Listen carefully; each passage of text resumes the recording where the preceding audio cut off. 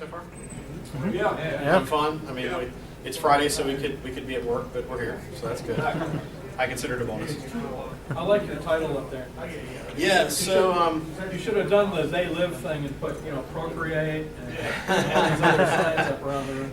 yeah, so the just give you guys a little bit of background. This actually started out as I was like, oh, there are times where we're manipulated, and then the more that I kept reading, it was okay. So it seems a lot of the time we're being manipulated, and then I realized, well, if you just lump influence and manipulation together, it's just constant.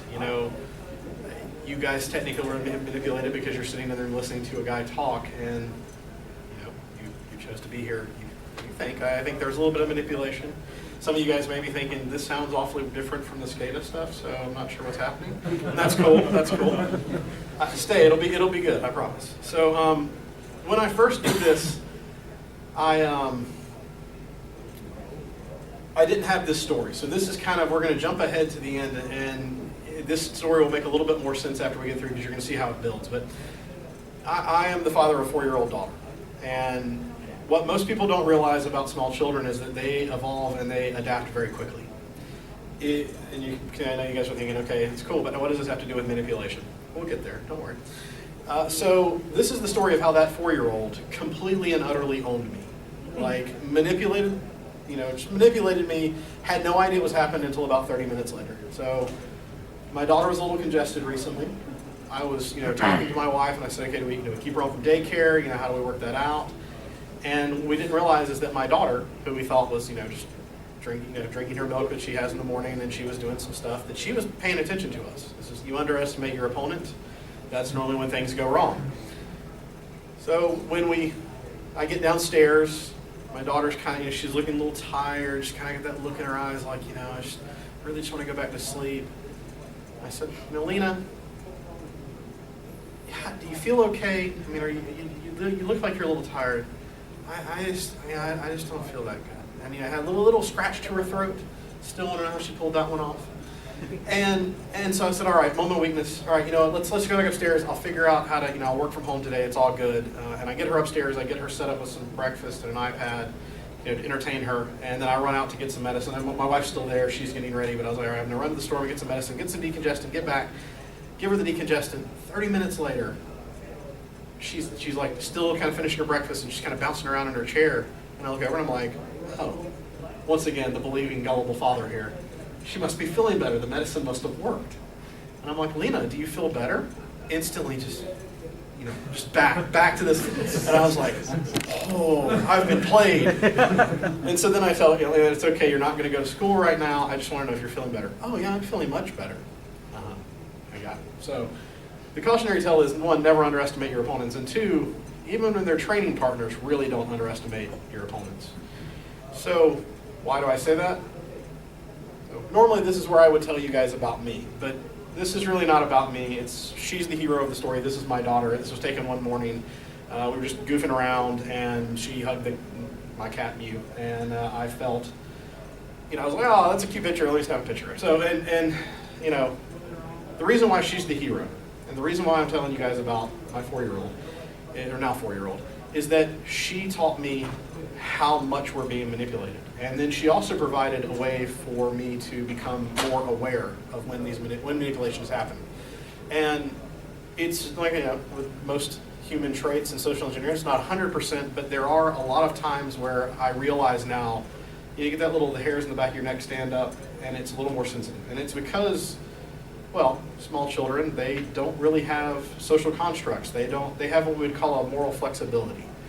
They just have goals. And when they have a goal, they will go after the goal. This sounds a lot like the adversaries we fight in real life, right? They just have goals. They will use whatever tactics they can to get to them. So with that in mind, guess what? You are always being manipulated. Even look around the hotel. Look at like a vending machine, the video games, the arcade, the restaurants. Everything is designed to get you to move towards a purpose that you didn't have when you first started looking at it. If it's a vending machine, they want you to buy something. That's why they arrange it the way that they do. Everything is built around this, and the same is true with any kind of human-based attack. So when I first realized this after watching my daughter at 3, performing very basic social engineering attacks, stuff that I had been reading about, and at first I thought I was projecting these things onto her. Bad news about having only a 4-year degree in psychology is that you end up knowing all the terms, but you're not very good at using them, so you say them a lot. So I basically gave up hope. I said, well, humanity is pretty much screwed, and we really are going to lose this, and we're never going to get any better. But then I remembered something an instructor of mine said, and it was, and I'm going to paraphrase, but it was this. Every moment in life, good or bad, if you look at it with the right perspective, can be a moment of training. So we can learn from it. I said, all right, well, maybe I can learn something from this. Maybe I can make something out of this. In worst case, maybe I can make my daughter the best social engineer and physical pen tester in the world and be the proudest father that has ever lived. Either way, I figure it's a win for me. So let's take a look at how we're going to build a training program. So first, we got to start with the good guys. Now, the good guys are going to provide us with kind of simulated real-world attacks that have low risk. So in the case of my daughter, if she wins, okay, she gets like an extra piece of candy or chocolate or something that she wants. In the case of a cat or a pet, they're going to get like extra pats on the head, belly rubs, and really the last group, which is this big building off to the left here, that's advertisers. Now, we can all agree that advertisers are not quite bad guys, but I don't think we could argue that there are good guys. They have their own intended purpose for what they want us to buy something or to support their cause, and they're getting paid lots of money already. So they've got all the encouragement they need, and that's also why I put good guys in question marks, because at times, think about it with pets, we love them, we feed them, we let them live rent-free in our house. So they've kind of won. And as you guys can see from this picture of my daughter, I've been beat down this entire day, and she is winning. I think at this point she told me, Papa, go that way, and I guarantee you that I went that way. Your training partners are going to beat you up. But that's good, because at the end of the day, all I had done was walked a few extra steps. I think I may have triggered an alert on a Fitbit or something. Who knows? It was a good day. So these are going to be the guys who are going to be our training partners. They're going to begin to build these low-risk environments. On the other side, you have the bad guys. Now, I'd like to point out that most bad guys are not going to look like a pirate holding a butter knife in his mouth attacking a computer, but that is an awesome photo. The bad guys, they're scammers. They're what they mentioned in the last talk, phishing attacks, vishing attacks. People are going to call you on the phone. They're going to send you emails that are purposely crafted. I also include in these kind of attacks watering hole attacks, because they are taking advantage of the fact that you go to well-known sites and then they've compromised a portion of that site. And once again, because I still am on the fence about them, advertising. Now, the good guys are what we're fighting against. They are the things where there's high risk. It's what we all train or hope to prevent our users and ourselves from falling for. Now that we know this, and we know that knowing is half the battle, at least anyone who was a kid in the 80s, go Joe. And we can start to look at how, like the scenarios that I built around my daughter, and then kind of expand it out into a program and see how those map up to real world examples. So we'll start with the most basic of all attacks, trust. So we're all sitting in a room together, so we have some level of trust with each other, right? We all agree with that. Trust is the foundation for any good, really any social engineering attack, because if you don't have some level of trust for who's trying to do the attack, you're never going to fall for it. You have to have this initial level of trust. So I know what you're thinking. Well, your daughter has an obvious advantage here. You've trusted her because you've known her since the moment she was born, and that's true. But I also know a lot of her ulterior motives, so it makes it a little bit easier to detect when she's really trying to manipulate. So let's see this very simple attack. This is my daughter once again. I know what you guys are thinking. It's very cute kid. Probably gonna, probably got him wrapped around her finger. It's absolutely true. But she always asked me this question, and I don't know whether she realized it, but she had been preempting me with this question and setting me up for this attack for months before she actually tried anything with it. And it was a very simple question of, Papa, are you happy with me? So the answer is, well, yeah. I mean, unless she's done something truly horrible that has got me very frustrated at the time, I am very happy with her. Step one of this attack is to build trust with the parent. Okay, done that. And then, of course, the parent responds favorably, giving the opening for the attack. Well, of course I'm happy with you. And then you have the direct tell that she wants me for the action she wants me to complete. Then I will have chocolate for dinner. Now, I want to point out, some of these things are going to seem like I kind of specially crafted these. I noticed that she was doing this, it actually started with this one. I started writing down what she had done. And this was one because when I realized there might be something to this, I said, I've got to see how these attacks evolve. And one, I didn't realize that they would fit up perfectly, so I was kind of like, maybe I can take pieces of one and put it together with another, but kids are very good at this, like I said. Dude, you're in a lot of trouble. Oh, I'm in extremely a lot of trouble. Yeah, it's getting worse. I am adding a second to the equation, February 25th, so, when training is not hard enough, you up the difficulty. Unfortunately, I think I did this prematurely, so. How do you defend against this? Well, step one is be cautious, right? We have to have trust. Trust is what builds civilizations. It's why we, have infrastructure. It's why we can do all these things. But we have to be cautious, right? We don't want to be distrustful, but we want to make sure that this is the real, this is something we need to trust in. Trust. So, good point. It's the next one. I like what you're thinking. So, we're being cautious. And then that leads to the thing we have to trust but verify. With the case of my daughter, my independent verification comes from my wife. Because, you would think as an adult man I would be able to figure out things. It's not true. I depend very heavily on her. And so when Lena asks something, sometimes she will say, but Mommy said, and even if it sounds questionable, there are times where I'm like, maybe I should go ask. So we want to trust people. We have to be cautious. We want to trust but verify. So let's look at how this lines up with a real world attack. And I'm sure everybody in the room is going to be very familiar with this next one. This is Dan. Dan's from IT. He's here to help. Yeah. So as I may have mentioned, I used to work for a sub 300 person company called Lanco. It's very easy to kind of know everybody in that company, especially in certain departments. When there's like 5 people that make up your entire IT staff, you know them all by name. And then at the end of last year, we were purchased by Cisco. Cisco, I think, is 77,000 worldwide. I still don't know who the IT people are at the company, and we've been part of them since January. So Dan may actually work in IT. Dan's a fairly common name. I imagine with that many employees, we have a very large infrastructure. So what is Dan going to do? Dan's going to take advantage of 2 things. He's going to build trust, and he's also going to kind of impose authority. Because, IT, they do things at the company, and they can tell you to do things, and you want to make sure you're following policy, if only so they don't believe you. So, Dan's from IT, he's here to help. He wants to verify that my computer is fully up to date. Oh, okay. Well, Dan, I used to be a sysadmin for about 9 years. So, I'm pretty sure my computer's up to date. I click on the buttons to update things pretty regularly. Okay, cool, that's great. See, Dan's reassuring me. I've done a good thing. That's awesome. I just need you to go to this website. Of course you do. So, once again, not knowing Cisco policy, I might fall for this. I might actually go to this website. That's actually where the tale comes in. He's used this time crunch of urgency combined with the authority and kind of the trust we have for IT to do the right thing, and we fall for it.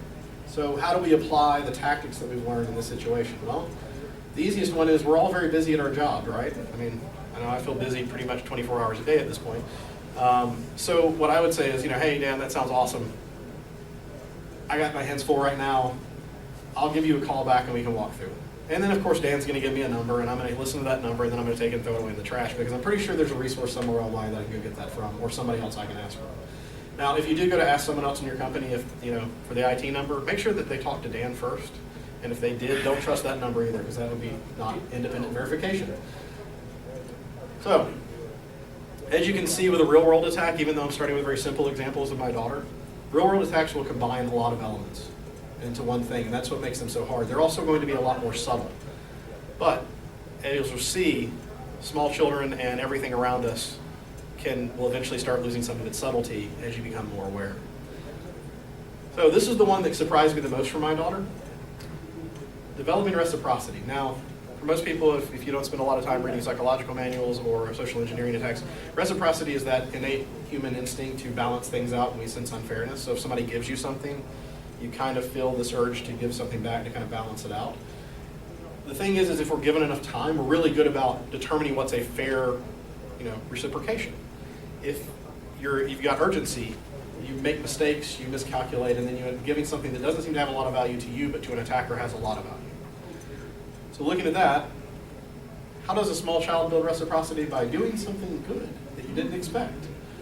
So, my daughter, we still have no idea. This was actually, the picture is not from when this happened, but we have no idea where she found this vacuum cleaner. This was not at our house, and the people whose house it was said they didn't realize they had a vacuum cleaner that looked like this. So Once again, never underestimate your training opponents. And so she said, Papa, look how good I'm cleaning. Now you can see there's a pattern building here. She attacks the weakest link. That's me. So she's given the opening of giving me something unexpected. My daughter doesn't clean that often. If you see our living room on any given day, you'll know that. It's pretty much littered with toys and blankets and everything else. And then she's going to reinforce this immediately after, oh, okay, that's good. And she says, look how clean I made it. I did a good job. Well, anyone who's a parent will know if your child has done something good, no matter what their motive is, you do not want to discourage that. So now she's kind of got me into a corner. I have to say, well, yes, you did a good job. And then comes the inevitable demand. Or in this case, it was really more of a question. Since I did a good job, again reinforcing, can I have candy? I know that she's manipulated me, but she's also trapped me. So, like I said, this is one of those things where you don't expect children to evolve that quickly, and yet they do. This was maybe about a month and a half after the first starting to manipulate trust. She's figuring these things out because they're instinctive, and that's the problem that we have. The things that the attackers are using against us are things that are built in from an innate age at like 3 and 4. We're already behind, the 8 ball, so to speak, and yet we as adults will pay thousands of dollars, if not more, for training to become better at this. So, how do you defend against a reciprocity attack? Well, do you know this person? Once again, I'm at a very big disadvantage in this case because I have literally known my daughter since the first minute of her life. And she has known me pretty much since she's been able to have long-term memory. So there's a lot of knowns between the two of us. But in many cases, it's somebody who's going to approach you that's a stranger or someone that you kind of know but you don't really know. So let that weigh into your decision. You're going to want to, you're going to feel like you need to balance it out, but you may not need to. So once you kind of determine that, it leads you to the next question. Is this more of a give than a take? So do they seem to be giving me a lot more stuff than someone I know this well should be? That should send up some red flags in the back of your head. And once you start looking for these, you'll start to see them all the time, especially when you look at advertising, because advertising is really where this plays the heaviest. And with that, my favorite sentence in the world, but wait, there's more. So I don't know about the rest of you guys, but I have insomnia at times, usually driven by the fact that my brain is turning really quickly and I keep thinking over problems that I'll probably never solve, but it keeps me up at night. And my hobby, when I'm not doing this, is home brewing. And those of you guys who don't brew or have never brewed, there's a lot of cleaning involved. And to clean, you need a lot of chemicals that are not harsh, but will do a good job cleaning, which leads me to OxyClean. So it's 3 o'clock in the morning. I have the TV on in the background. And for people who are not connected to commercials anymore, it's awesome because commercials were terrible things. And so in the background, OxyClean comes on. And Billy Mays was very excited, and 3 o'clock in the morning, I'm very susceptible. And he says, order now, and we'll send you 5 pounds of OxyClean. Well, anyone in their right mind says, why would I ever need 5 pounds of OxyClean? A home brewer says, 5 pounds of OxyClean. I'm listening. I can clean out about 30 carboys with that, I imagine. And so they're gonna, and I'm gonna, you know what? I don't think I need that. If I order right now, that's not good. So then they're gonna give me something unexpected. But wait, there's more. Oh, I wasn't sold before, but now you're gonna give me something else. If you order now, we'll triple your order. Wow, 15 pounds of OxyClean. I won't need to order cleaning supplies for a year at the rate that I brew. Awesome. You won't find a deal this good. Well, it's 3 o'clock in the morning on a weeknight, so you're probably right. I probably will not find a deal this good. And then comes the urgency. Can you afford to pass up this offer? No, I can't. So the moral of the story is there's still about 10 pounds of OxyClean sitting in my nose. No, I'm joking. But you see how it builds on it. It's the exact same attack. It's just got a sense of urgency behind it. And like I said, all real world attacks do this. And not to poke fun at Billy Mays, he was really good at what he did. That's the reason why I use him in this example. Understand your enemies, but appreciate the fact that they're good at their jobs. So, I've been mentioning it several times, and eventually I knew it would come. Small children are actually really good at creating urgency. It's one of the first things that they're born with. And you may be thinking, how does a child translate the urgency into an actual attack? Well,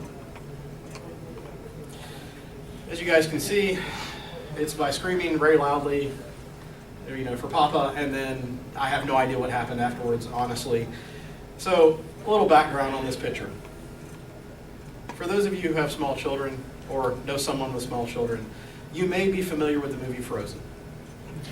It was a movie made by Disney. It was actually pretty good until you've seen it 1,000 times. My daughter loves Frozen, like all small children. But she needed to get a haircut, and she wanted to have her hair cut really short.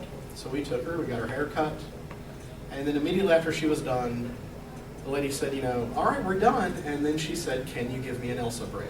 So for those of you who may not know, Elsa is the main character in Frozen. She has a very long braided hair that goes down her shoulder like this. When the lady said that she could not do this, my daughter had this response. As a parent, there are two pressures that are being created here. One, she's very loud. Surprisingly, small children have really good lungs and really good projection. And we're in a public place. So as a parent, your job is to calm down the small child, get them to be quiet, and then hopefully, the people that will never see you again in a normal situation will never see you again and remember, I got a really rough day. So, I'm forced into immediate action by my daughter crying. I run over and I'm like, hey, what's up? What can I do? And funny enough, this is when she changed it into an attack. I think she realized, wait, if I ask for something now, he'll probably give it to me. And she calmed down immediately and said, it's okay, Papa. Oh, awesome. And I was like, okay, so you're okay, you can't have it else braided. She started to cry and I was like, but it's okay. It's okay. And then she realized there was a weakness here. Can you get it for me? She actually said it. It just pointed in a random direction, and I literally handed her an entire basket of toys they had in the small children barber shop thing. And she just started looking through them and was calm. But once again, and I had realized she manipulated me. Okay, fair enough. It was a distinct disadvantage, big changes in life. How do you get around this? Well, you follow the process. And those of you guys who may have seen when I was talking about preventing burnout, you know that I'm a big fan of process. So, develop a process, train in the process, follow the process. This is really the only way to fight urgency, because there are going to be times where someone's going to ask you for something that's going to create reciprocity. They're going to do things, and in the back of your head you're going to say, the process says that I should do X, but this is an emergency. Unfortunately, you have to follow the process. How do you follow the process? You remember lesson 1. Always follow the process. And that's actually how a lot of these attacks work. Is they get you to do something you shouldn't do. They get you to change the process, even if it's a process you built for yourself. And once they've done that, you're hooked. And now they can kind of move you in the directions they want to. And for this next one, the real world attack, a lot of us in the room are probably going to laugh. And that's okay. So all of us see this and we think to ourselves, yeah, okay, close the window.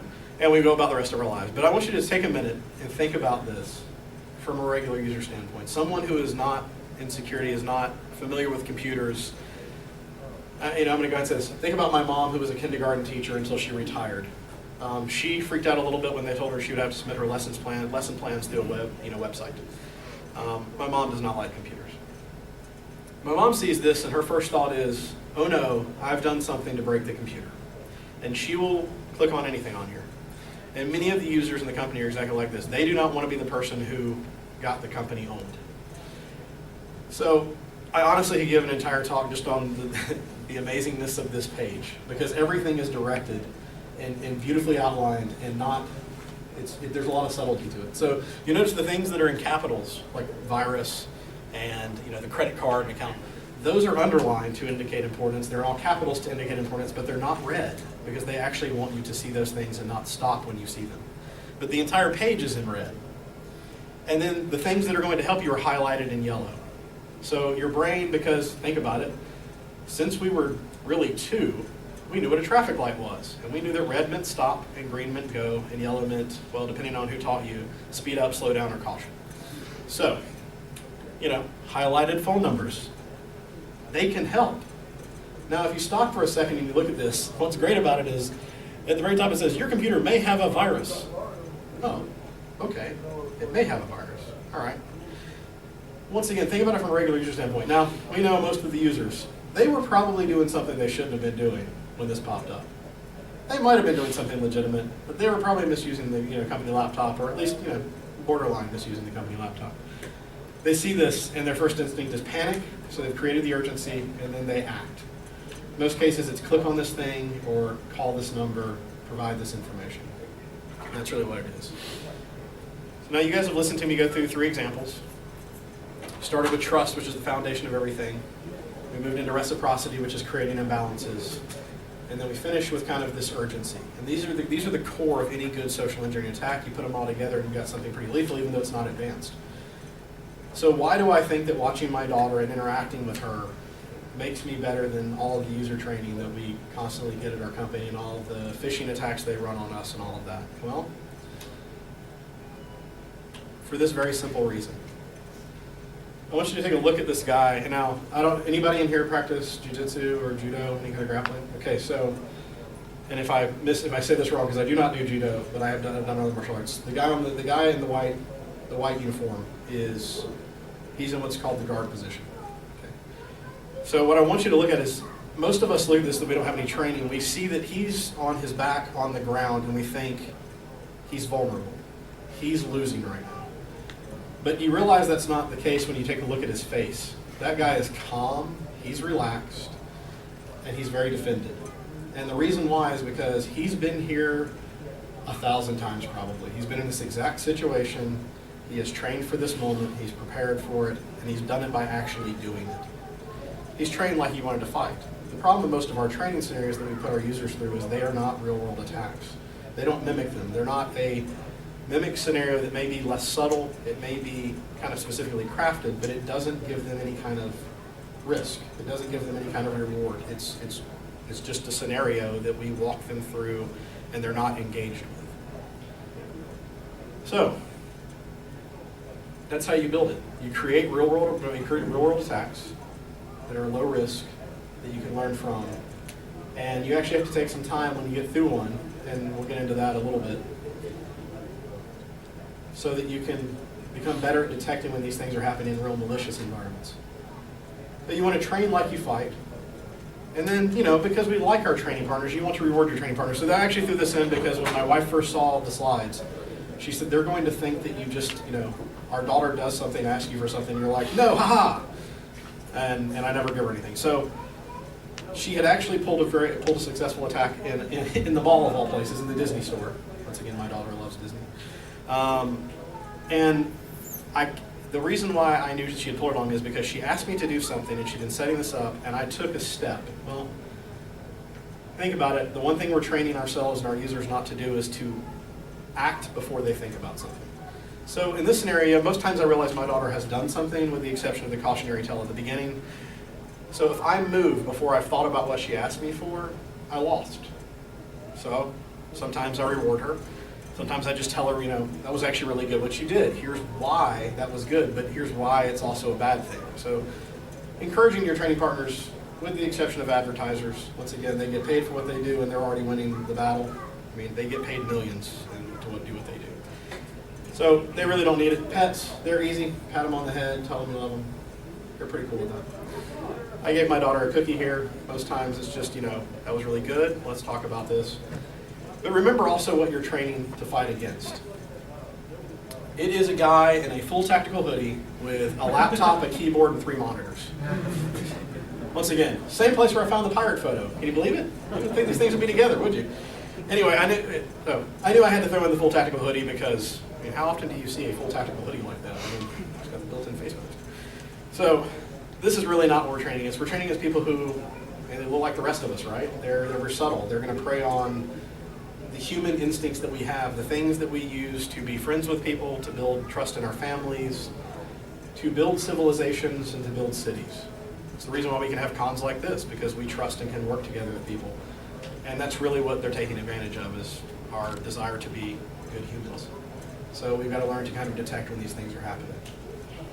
So I gave this talk at the Social Engineering Village, actually out in Vegas, at DEF CON, and a guy came up to me afterwards. His name was Forrest Munson, and he's from the University of California in Santa Cruz, and he said you were going in the right direction, but you stopped just short of it. Well, now, even though I know he's manipulated me after my own talk on manipulation, I had to ask the questions like, okay, well, why did I stop short? What are you talking about? And he said, at the end of the day, all of these external factors are great, and they are how we learn how to do things. But the person that you're really trying to beat and the person that is actually your worst enemy is you. Because we can talk ourselves into anything. And we can manipulate ourselves into believing anything. So that's really what we're trying to get to. We're trying to get to where we can see things as they are, and we can understand what's happening so that we can not talk ourselves into being manipulated. It's really, really deep. And I still, every time I say that, I come up with a new way of saying it, so I haven't quite figured it out. But that's the most difficult opponent. So once we've all mastered that, it should be pretty easy to tell our users how to do it, and then 10 to 15 years of training with them, and they should be ready to go. And by the time my daughter is actually old enough to be part of the company, and getting them on, someone in that company will hopefully have learned what we're trying to teach them. With that, any questions? Seriously, don't be shy. Anything. Even if you guys are like, I don't believe a word of that, you made it all up. Yeah, go on. A piece I heard on NPR the other day, short times right into this, I looked it up, I could not find it. Something about brain anxiety, sucker brain. But basically, it said how easily, because of the way we're wired, it's so easily we have a great aversion to loss, and we underestimate the gains that might happen. So, yeah, it's funny. Was it Dr. I think that's it. Yeah. That's right. The idiot brain. Yes. Yes. So we are wired for this. Here, actually, if you guys want to think of anything, email me. Sincerity is so important. Yes. Once you learn to fake that. And children are amazing at it because for them, it's not something. I mean, they are sincere. Children are very sincere, but they also realize that sincerity can. I mean, if you ever spend time around a 3-year-old. They can fake cry on command. There are actors and actresses that would kill for the ability to do that. I mean, really, they're tiny sociopaths in many ways. They haven't quite connected empathy to outside of themselves. They understand that they have emotional issues, but I've watched my daughter punch my wife, and then when my wife says, "Ow, that hurt," my daughter's like, "No." What? Well, it didn't hurt you, yes, but it hurt the person you hit. And so that's, you end up with that dynamic. But yeah, we're wired for this, and it's, you look, I think it was back in 2004-ish, Dr. Cialdini wrote the book Influence, which covers the fact that there are really only 6 basic foundations for this. It's how do you get someone to do something? There are 6 principles. And he wrote a recent book that just came out, I want to say a month ago, called Persuasion, which is basically how little subtle things before you even make your request can increase the chances of effectiveness. There's so many little things that with body language that happen that cue us in our brains. Well, we can trust this person. Yeah, and that's a. Let me give you an example. Stand up.